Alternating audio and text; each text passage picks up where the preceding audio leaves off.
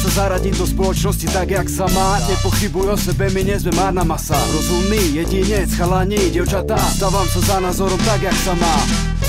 Myslím si, že Slováci sú, alebo my Slovensko sme prevalcovaní nejakým mainstreamom, ktorý funguje aj či už v rádiách alebo v televízii. Ja to z takého subjektívneho hľadiska beriem, lebo ja mám otca violončelistu a ja som v tom akože vyrastala aj s tou hudbou, aj s tou vážnou hudbou a tak.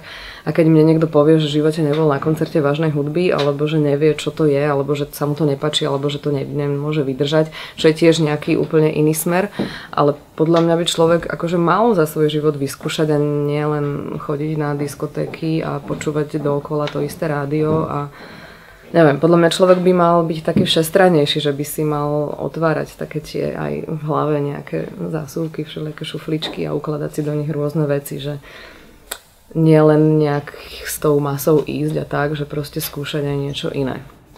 Volám sa Ivica Sláviková a stojím si za svojím názorom.